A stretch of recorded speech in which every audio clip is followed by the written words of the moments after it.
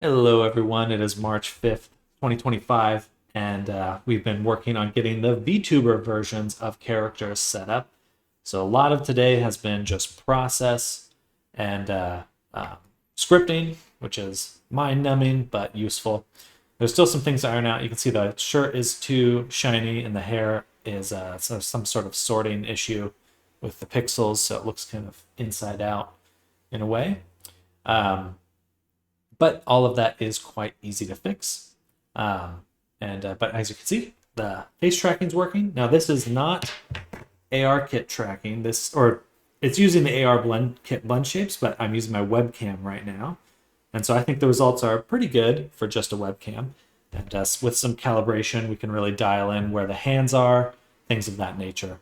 And then also I can, of course, turn on my motion capture for the face. So here we go. Bam. Ah. Oh. Ha ha. So blink, blink, blink. And it's cool. The hands are tracking as well. So we got a lot of things working for us right there. There we go. Perfect. Perfect tracking. Okay, I'm going to close this really quick. And we're going to turn back on my webcam. All right. Hello.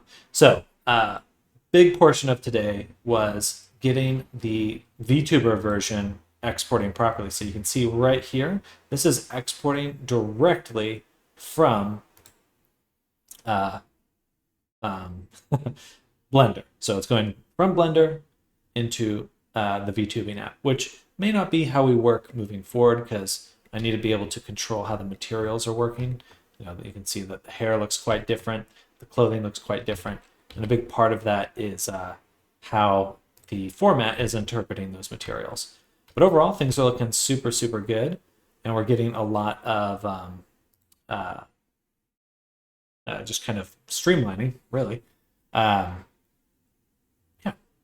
What did I work on first today? Oh yeah, so for the VRM bone assignment here, which is very important, I spent a big chunk of time making a script right here to assign all of these blend shapes. So these are what actually animate the face here, these blend shapes.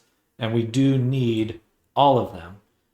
And so for every shape key, which are the shape keys right here, so I have the mesh, the character selected right here, and the shape keys for all the facial expressions. For VRM, we need to tell it what the blend shape name is, right here, what it binds to, the body, and which shape key is actually moving. Even though they're the same name, this is for if you had like an expression like happy, could be multiple blend shapes. But in this case, we want one-to-one. But it takes a long time. I would have had to set this up by hand per avatar, per character, and that's insane to think about. So I spent some time making a script to do it for me automatically and learned a good amount about how to just speed that up. Secondly, I did have to spend some additional time also working on a script to properly evaluate my hair. So basically, when I'm making hair, we have these modifiers right here.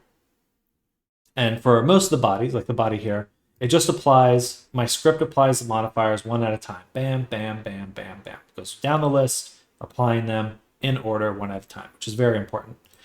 However, there are some cases where we want to apply multiple modifiers at the exact same time. So for example, the ones with the little bubble dots here, the mesh start and mesh end, these three modifiers have to be applied at exactly the same time.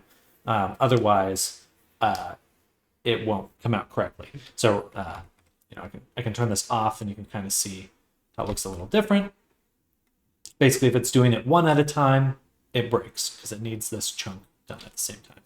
So I had to spend some time developing my script. So basically, for any modifier that I want to apply together, I just add this prefix, and anything in between the mesh start and mesh end gets applied together inclusive. So it's including the start and end.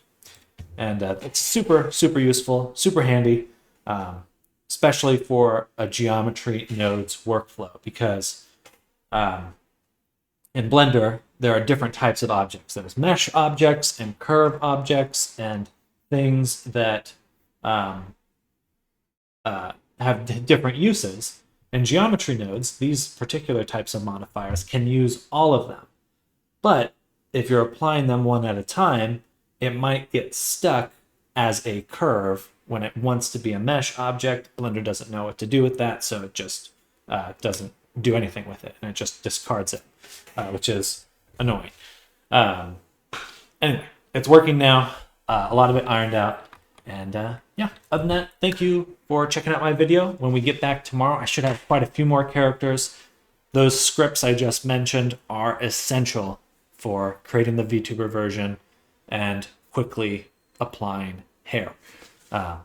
So more to figure out, more scripts to make, I'm sure. But right now we're making very good progress. See you in the next video.